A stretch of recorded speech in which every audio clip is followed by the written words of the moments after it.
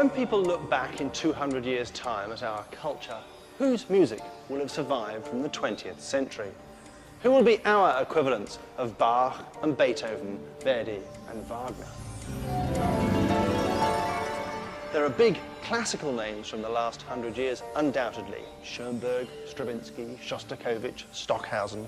But I believe the big story of 20th century music is the way that classical and popular music collided with each other to create a new musical mainstream. The chief architects of this new mainstream absorbed every other style around them in an extraordinary, unprecedented melting pot.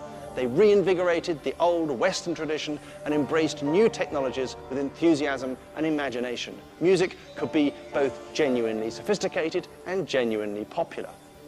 In the 1960s, with classical music at its lowest ebb, the most important composers in the world were without doubt the Beatles.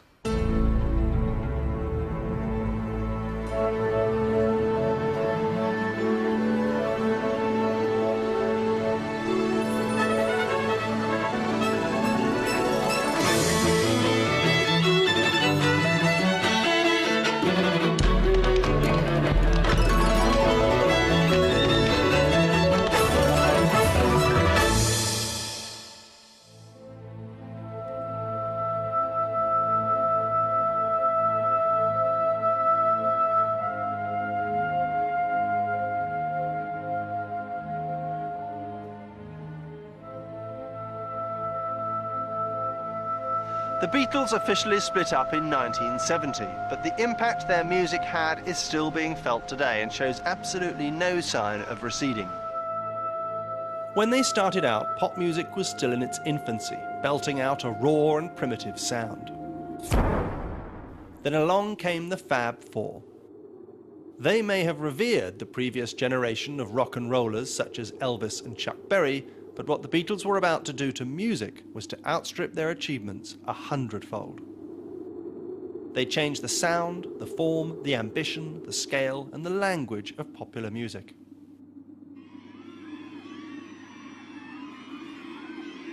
The sheer speed of their development once they got into their stride is staggering. Here they are in 1963 with From Me to You, a bright and breezy love song with a crackingly hummable tune. The line-up and look of the band is typical of pop groups of the time. I got everything that you want. I got a heart that's oh so true. Just call on me and I'll send it along with love from me to you. I got arms that long to hold you. It's better than most people could write in a lifetime, of course, and its middle section, I've got arms that long to hold you and keep you by my side, has already got more interesting chords in it than most of their chart-topping contemporaries, but nevertheless it's just a good pop sing-along. But here they are just 4 years later in 1967 with Strawberry Fields Forever. Let me take you down, 'cause I'm going to Strawberry Fields. The conventional look and sound of 1963 has disappeared completely, replaced by a more individual and introverted style. Everything about the track is strange and unfamiliar. The shape of its tune, its sound, and its sheer bewildering complexity. Strawberry Fields Forever.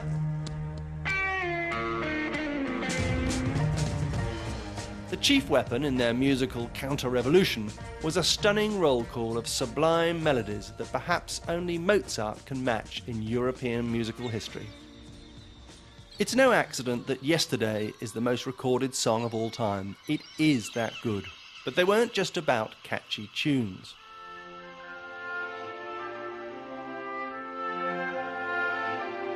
To appreciate fully what the Beatles did to music, we need to look at the basic building blocks of all music, melody, rhythm and harmony, and to see why it is that Western music sounds so different to the music of other cultures.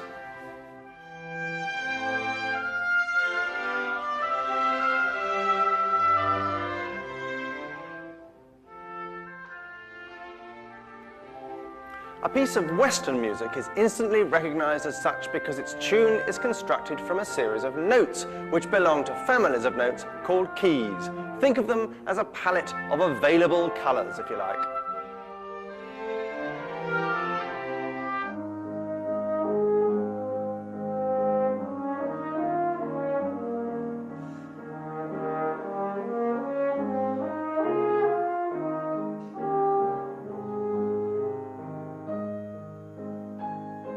Since the list of available colours is in fact fairly restricted, these notes arrange themselves time and time again into familiar and attractive patterns, which composers over the centuries have discovered work well.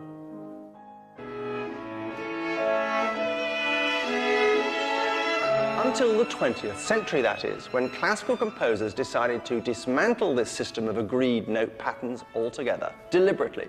They were fed up with tunes sounding predictable and familiar and thought it best to destroy the old note system completely.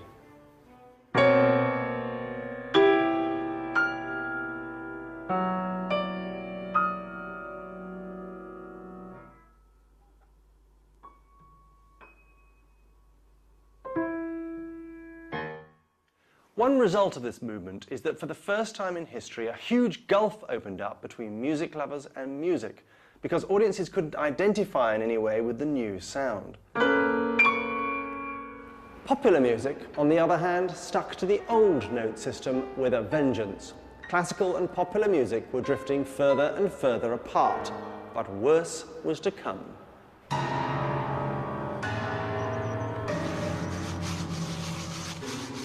Classical composers in the 1950s and 60s decided to abandon not just the note system, but every other recognisable feature of Western music, declaring that any sound, such as the rubbing of sandpaper, could be described as music. All of the activities you see here were put on as actual musical performances, no kidding. But it wasn't as if there was no method at all in this madness. Often the only way to see or hear things afresh is to do away with the old and traditional. But audiences, in their masses, didn't get the new sounds and concepts. They held on stubbornly to the familiar inherited forms. For their part, the musical avant-garde celebrated their unpopularity.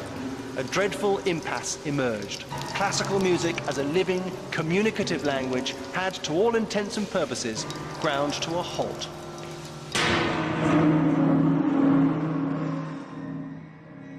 So by the time the Beatles arrived on the scene, practically the only new music anyone wanted to listen to was popular music. Well, if you feel it and like it, go get your lover, then reel and rock it, roll it over. But pop music in the 1950s, whilst often catchy, had its limitations too. It was formulaic, recycling the same few chords, song structures and rhythms again and again. Nothing that precedes the Beatles gives any clue as to the startling transformation they were about to set in motion.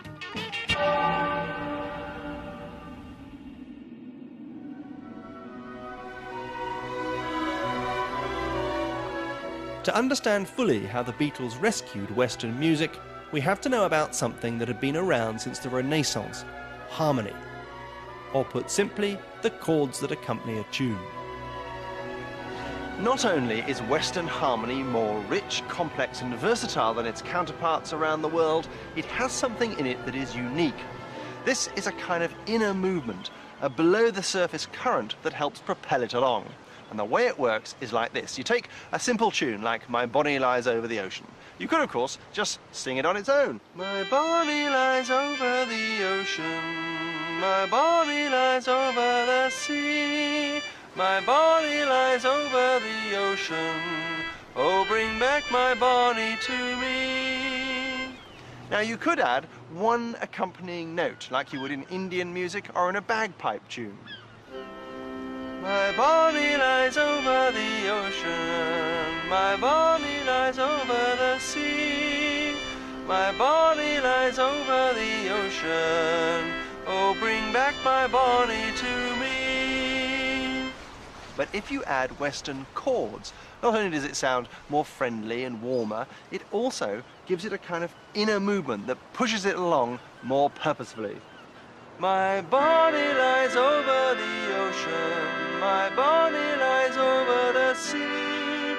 My bonnie lies over the ocean, oh, bring back my bonnie to me.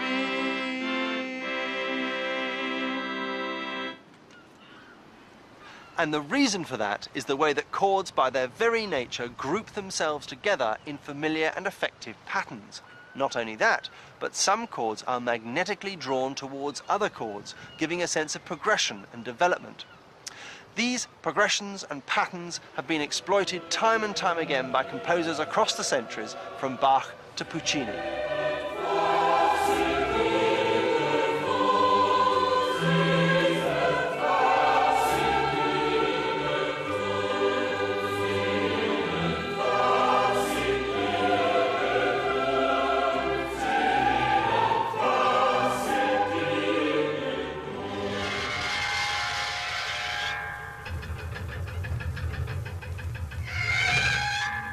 In the 20th century, though, all that began to change.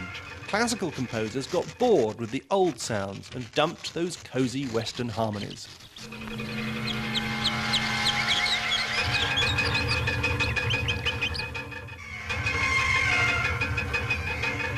What the Beatles did was to rescue those old familiar patterns discarded by the modernists and put them to use in pop music.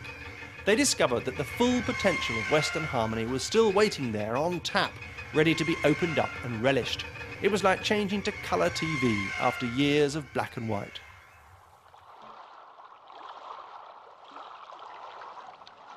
At first, they used the same simple 3 or 4 chords everyone else in pop knew, as for example in I Saw Her Standing There. Well, she was just 17, you know what I mean. The way she looked was way beyond compare. But very soon they went beyond that, finding that chords have a complex interlocking system of their own. They have what you might call gravitational fields around them, whereby one chord might set off a chain reaction in other chords. Bad composers simply pick the first chord that comes into their head that seems to fit with the tune. Should all acquaintance be forgot and never brought to mind? Should all acquaintance be forgot for the sake of auld lang syne? But good composers sniff around for ages trying to find that perfect chord to fit the tune. Should all acquaintance be forgot and never brought to mind? Should all acquaintance be forgot for the sake of auld lang syne?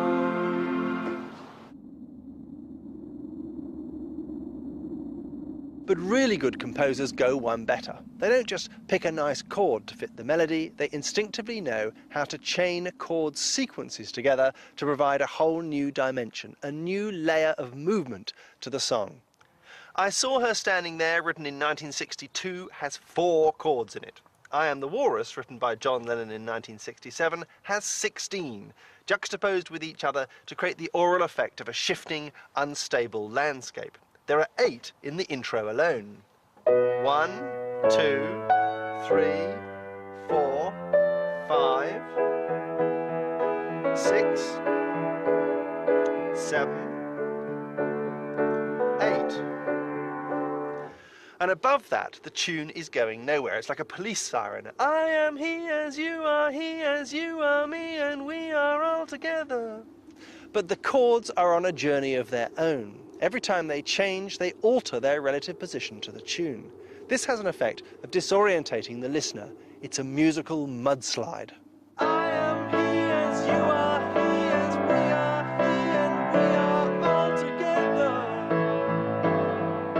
See how they run like pigs from a gun, see how they fly. I'm crying. This harmonic undercurrent drives the song onwards. In the original recording from the film Magical Mystery Tour, complemented by the psychedelic imagery, the harmony glides and slithers all over the place throughout the song. I am he as you are me, and we are all together. See how they run like pigs from a gun, see how they fly. I'm crying, sitting on a cornflake, waiting for the van to come. Corporation t-shirt, stupid bloody Tuesday, man, you've been a naughty boy.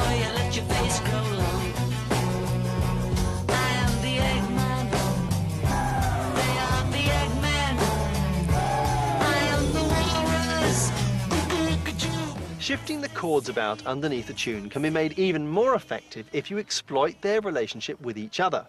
Some chords, like some people, have a fatal attraction to other chords. This is particularly true if you add some new element to an otherwise quite innocent chord.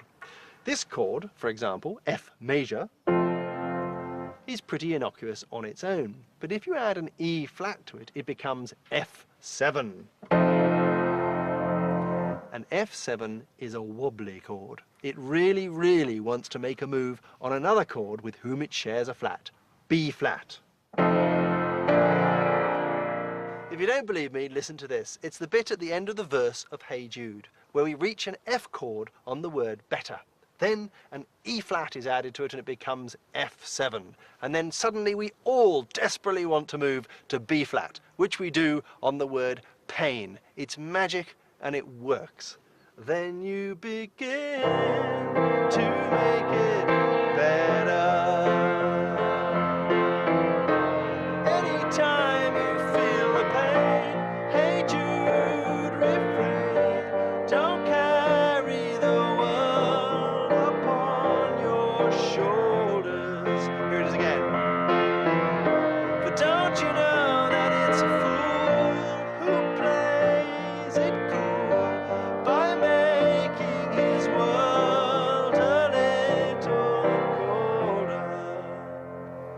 There's nothing accidental about good composing. Famous composers use tricks and devices like this all the time, quite deliberately, because they know it'll sound better that way and because it adds power and depth to the song.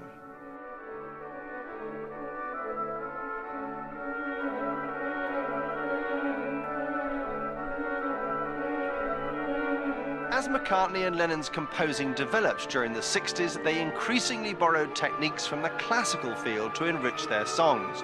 One of these techniques has a dull name, modulation, but a very exciting effect.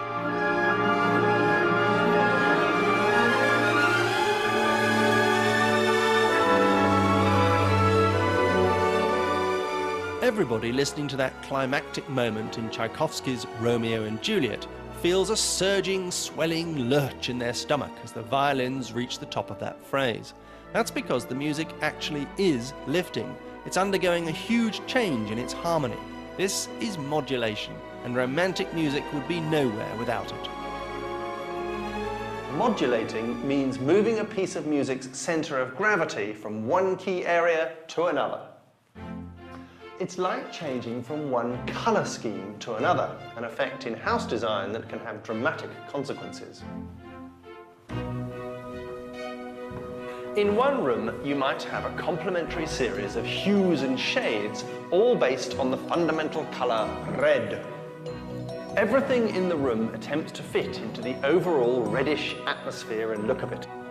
We may love this red room dearly, but our mood is going to change when we pass through into the next room, which has a more yellowy character. So it is with musical keys. You can be pottering along in a perfectly lovely key with all the notes in the music complementing the fundamental keynote.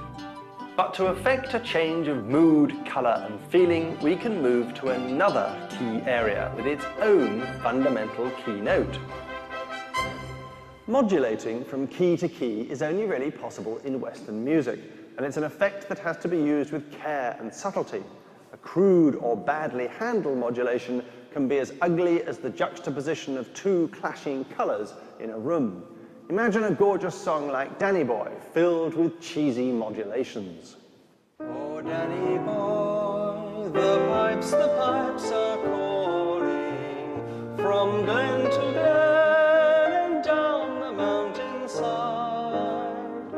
The summer's gone and all the roses falling. It's you must go and I must bide. By the time the Beatles discovered mid-song key changes, classical music had long since abandoned them. McCartney, in particular, became intrigued by modulation as a device, but he seemed instinctively to know that the best modulations occur by stealth, where mood and colour change imperceptibly, as if by magic. It may surprise you to learn, for example, that in the cheerful, happy-go-lucky song Penny Lane, he pulls off clever, immensely satisfying key changes no less than 7 times, almost without you noticing. This is the work of a composer who really knows what he's doing. Penny Lane, there is a barber showing photographs of every head he's had the pleasure to know, and all the people that come and go stop and say hello.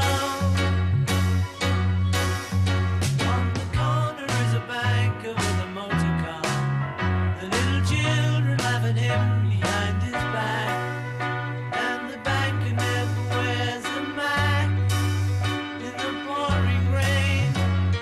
Very strange. Penny Lane is in my ears and in my eyes. There beneath the blue suburban skies I sit and meanwhile back. What effect, then, does this modulation have on the song? Well, for one thing, it alters our perception of the chorus. Listen to what it sounds like without the modulation. And the banker never wears a mac in the pouring rain. Very strange. Penny Lane is in my ears and in my eyes. It's fine, isn't it? But it's not very surprising. In the proper version, there's much more of a shift in gear as we move into the chorus. And the banker never wears a mac in the pouring rain. Very strange. Penny Lane is in my ears and in my eyes. It is, of course, quite common in a pop song for the voice to rise up to a higher range for the chorus, to sound more celebratory, more frenzied, more desperate, or more passionate. And McCartney's voice does indeed rise predictably upwards for the chorus. Penny Lane is in my ears and in my eyes. But here's the clever bit. While the voice is rising upwards for the chorus, the modulation is actually a downwards shift. Moving the key downwards has the subconscious effect of making us feel slightly wistful, as if the joy isn't a total joy, but a joy experienced at a slight remove from the events it portrays. Since the song is about McCartney's childhood memories of growing up in suburban Liverpool, this makes perfect emotional sense to us as we listen. There's one other byproduct of this downward shift. At the end of the chorus, we're forced to move back up a gear as the verse starts again. Because we're now modulating upwards, the incoming verse greets us like a new day, full of optimism and youth. For a fish and finger pies in summer, meanwhile back behind the shelter in the middle of the roundabout, the pretty nurse is selling puppies from a tray, and though she feels as if she's in a play, she is anyway. Penny Lane, the barber shaves another customer. A lesser writer than McCartney would have left it at that. But Penny Lane is about journeys into the past, down a street, through suburban Liverpool. And so the harmony goes on a journey too. In the very final chorus, McCartney surprises us once more and lets the harmony shift again, this time upwards into the chorus. And the result is gloriously celebratory. Meanwhile back, Penny Lane is in my ears and in my eyes. There beneath the blue suburban skies, Penny Lane. Penny Lane is one of the most magical, life-affirming songs in the Beatles' repertoire. It also features a Baroque piccolo trumpet solo inspired by a Paul McCartney hearing one on a TV broadcast of Bach's Brandenburg Concerto No. 2. McCartney's thirst for knowledge and understanding of classical music was extremely influential in the Beatles' work. Divisions between classical and popular seemed to dissolve in their later recordings. In this respect, McCartney was way ahead of his time, anticipating a future that didn't recognise artificial barriers between musical styles. By finding buried treasure in music's past, the Beatles gave their songs depth. But they also taught a new generation of classical composers that the Western tradition, at that time being systematically dismantled, still had something to offer.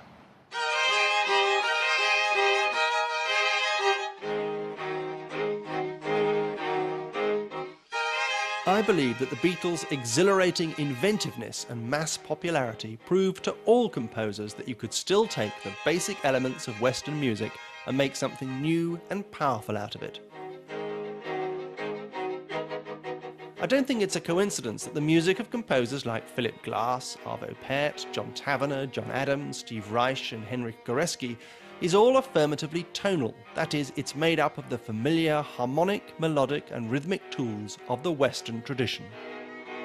As a composer living now, I actually feel quite angry about the damage done to contemporary music by the classical avant-garde in the 50s and 60s. Like many musicians of my generation, I owe a debt of gratitude to the Beatles for throwing a lifeline to new, tonal music.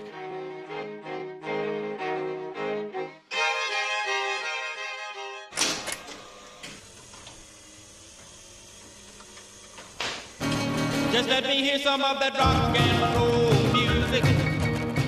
The Beatles changed the course of all music in the 20th century, but none of them had had any formal musical education. How did they do it? It's gotta be rock and roll music if you wanna dance with me. Perhaps fate played a hand.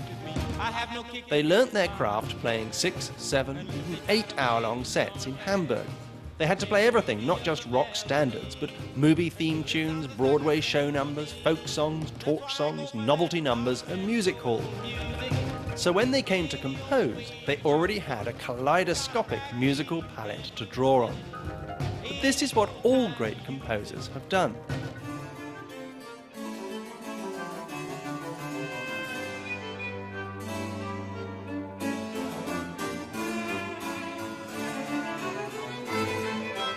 Bach's music, for example, is a combination of his native German Baroque style, the Italian instrumental music of Vivaldi, and even the rhythms and harmonies of Louis XIV's French court at Versailles.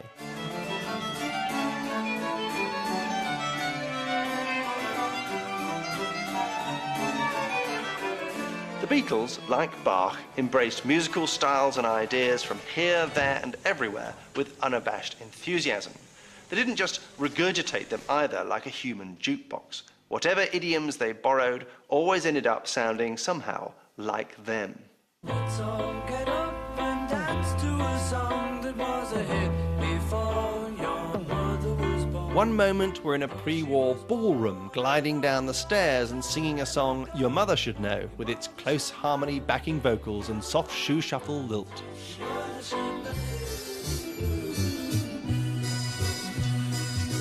The next moment, we're invited to enjoy a Victorian circus attraction complete with fairground steam organ and ringside drum rolls in being for the benefit of Mr. Kite.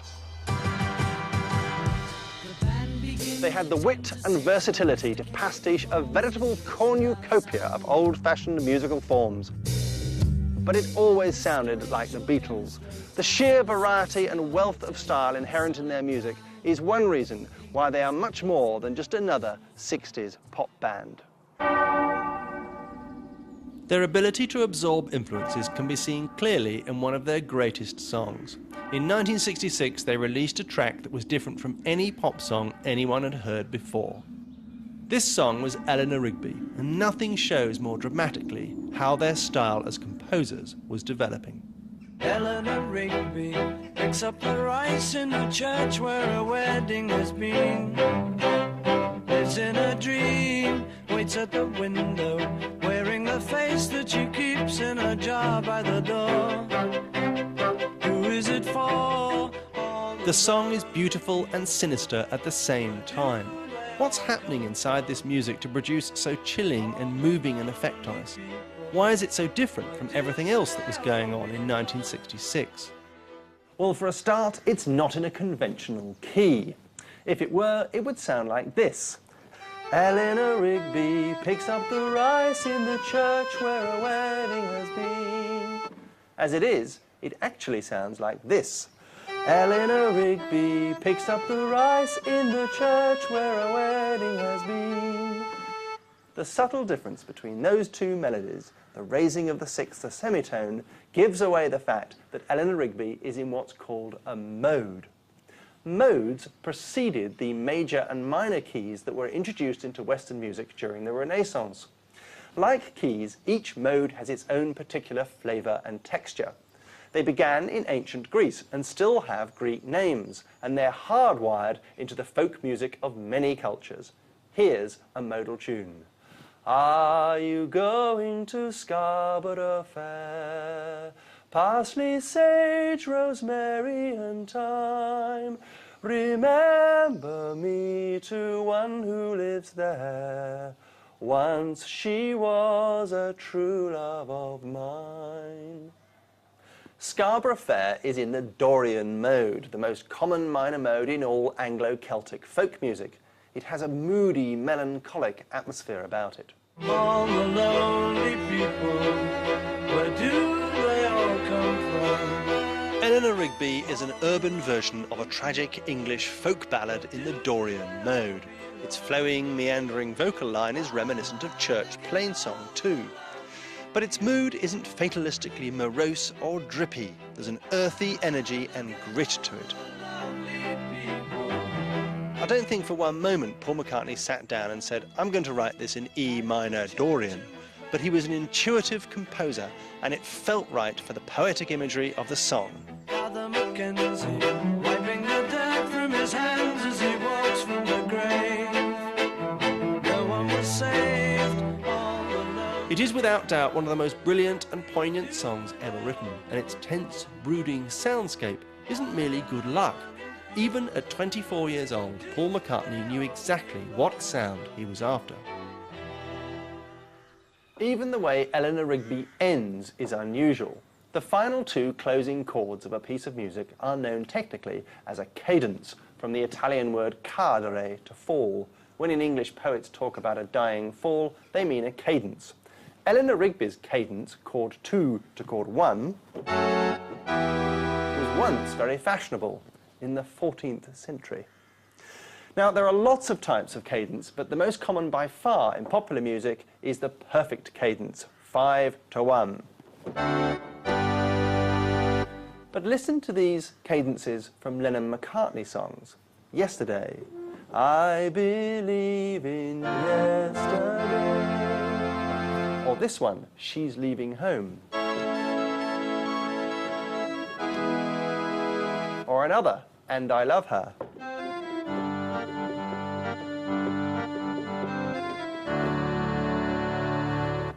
All of these cadences are what's known as plagal cadences. What's odd about this is that plagal cadences are almost entirely absent from the music that Paul McCartney grew up with. They're nowhere to be found in the songs of Elvis Presley, Chuck Berry, Little Richard, Buddy Holly, Carl Perkins, rock and roll generally, or the dance band music that his dad played, or the Hollywood movie musicals of the 40s that everyone knew, or even music hall. No, plagal cadences come from hymns. The old familiar Amen you used to hear in church is a classic plagal cadence. Amen. When we hear a Lennon and McCartney song, we're often being affected by small cultural details and emotional associations like these, even though we don't realise it. When yesterday ends, it is a dying fall. It is an Amen. Yesterday, love was By re-establishing the link between modern urban music and archaic forms, the Beatles were enriching their songs and expanding our expectations as listeners at the same time. But their plundering wasn't just restricted to European music.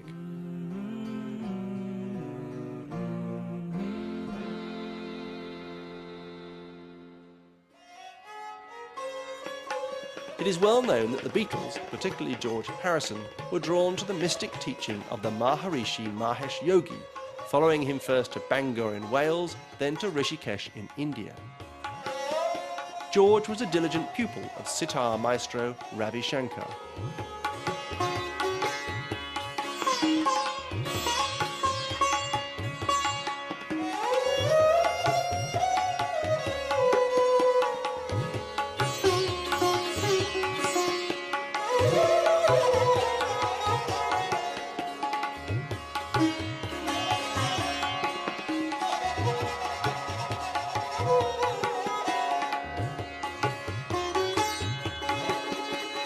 Beatles, led by Harrison, took Indian instruments and used their unusual non-Western sounds as layers in their recordings, mainly the sitar, the violin-like dilruba, the tabla drum, the four-stringed tanpura. But their interaction with Indian music wasn't just musical tourism. It was to have an effect on their writing that went far beyond the occasional use of sitar and tabla for a bit of exotic colour. Here's a song originally written while the Beatles were on retreat in Rishikesh. It was called then Child of Nature. On the road to Rishikesh, I was dreaming more or less, and the dream I had was true. Yes, the dream I had was true. I'm just a child of nature. I don't need much to set me free. I'm just a child of nature. I'm one of nature's children. This John Lennon song resurfaced many years later on the Imagine album as Jealous Guy, complete with piano, guitar and strings, sounding just like a regular Western pop song. But its melodic shape gives away its true origin.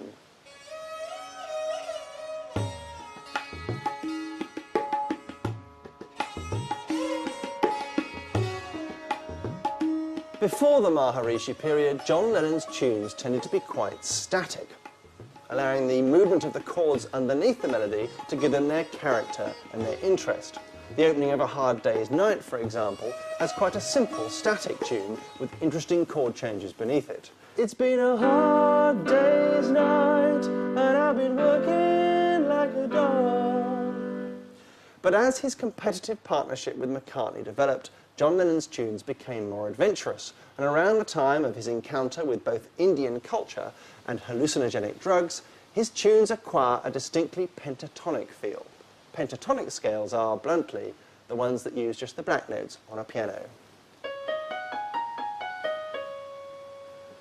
Pentatonic music sounds oriental because it's so prevalent in Asian and Far Eastern music.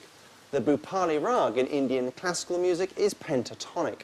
Apart from two tiny ornamental notes, the whole Jealous Guy tune can be played on the black notes of a piano. It is completely pentatonic.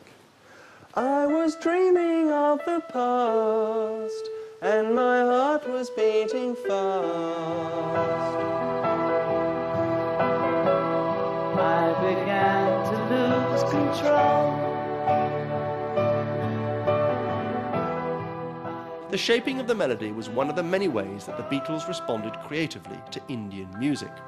I didn't mean to hurt you.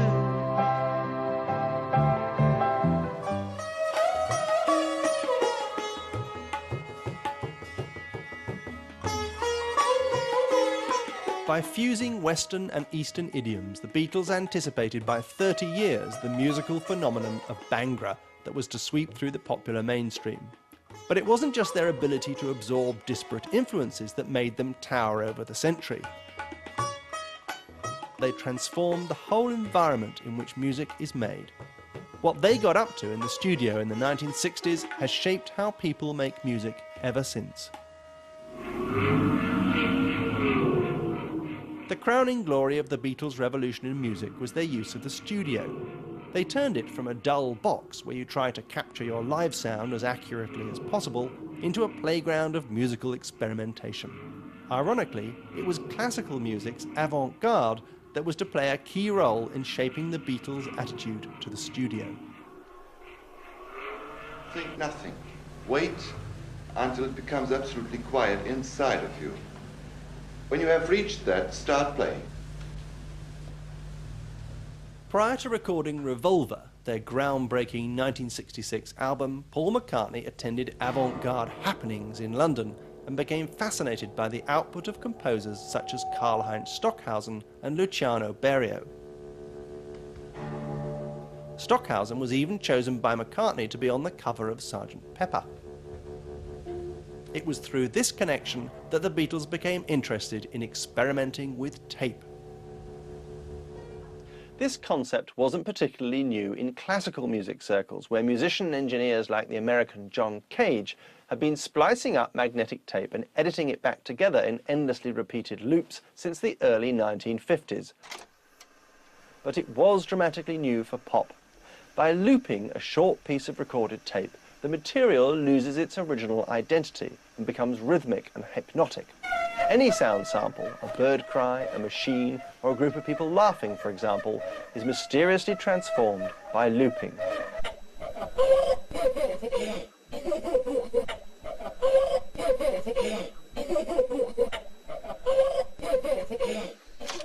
But there was a big difference between what the Beatles were up to and what avant-garde composers were doing.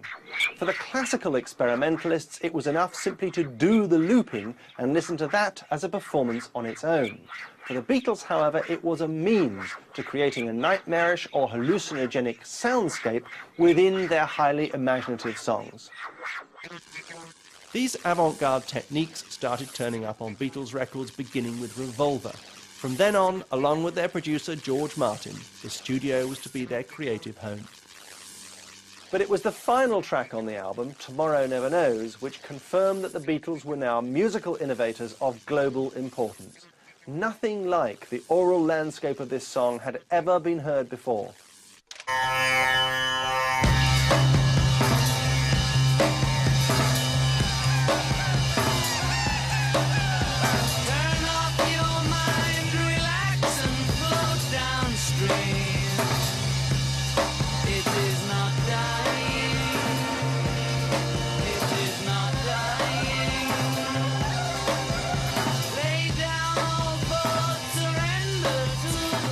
It's hard to overestimate the impact this track had when it was released.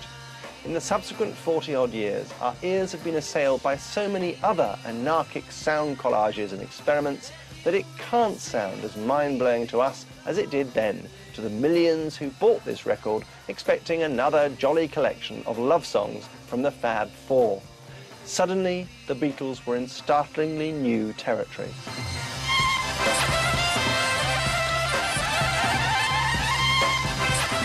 Tomorrow Never Knows is John Lennon's attempt to capture the experience of an LSD trip in music. Radical idea number one. The song's subject is the mystic writing of hip psycho guru Timothy Leary and a sacred text called the Tibetan Book of the Dead. Radical idea number two.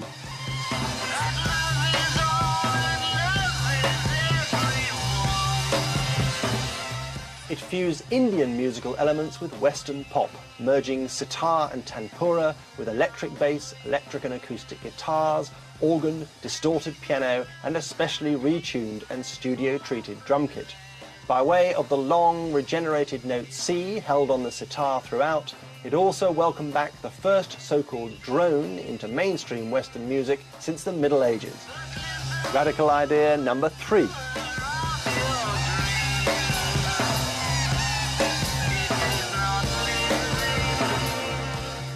Producer George Martin took Lennon's voice and in an attempt to evoke the sound of hundreds of distant murmuring and whispering Tibetan monks, applied an elaborate series of bizarre studio effects to it, some invented specifically for this song, like feeding the voice electronically through this, a Leslie cabinet.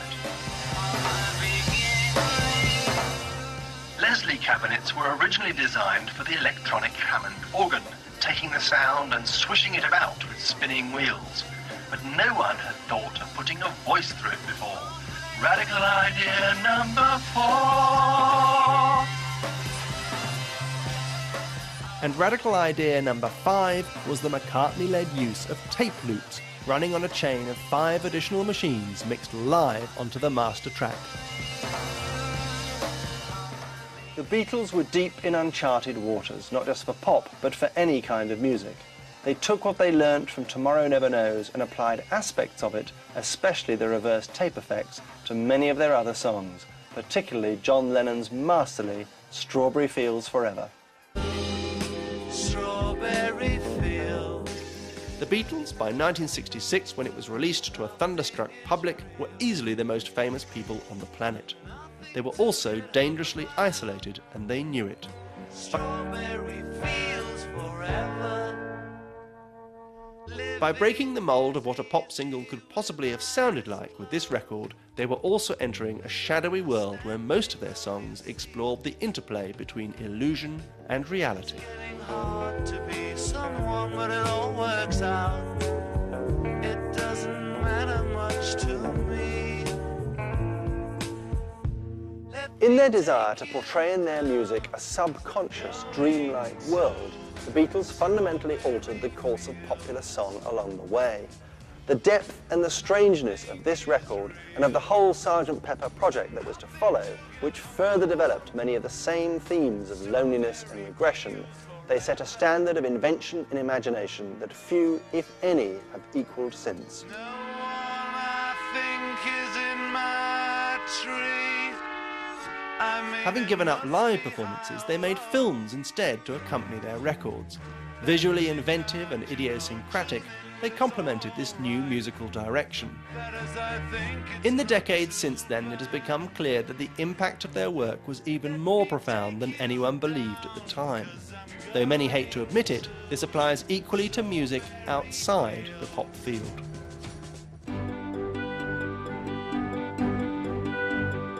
All musicians, young and old, now live and work in the new musical mainstream the Beatles helped to create. It's through the Beatles and their passionate belief in it that we owe the dramatic comeback of the Western musical system. They began the process of healing the damaging rift between popular and classical music.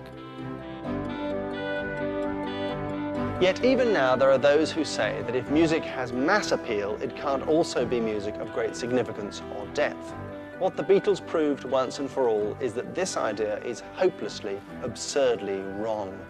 There are very, very few composers in history whose work changed all the music that followed it. Beethoven was one, Wagner was another. And I believe that posterity will add to their select ranks the Beatles, whose musical revolution and thrilling songs will rightly be regarded as one of the crowning glories of 20th century music.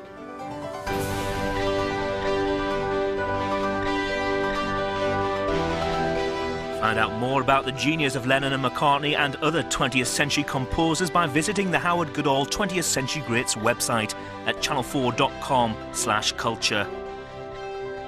Next up, walk right into a Damien Hirst, Fours at the Tate Modern.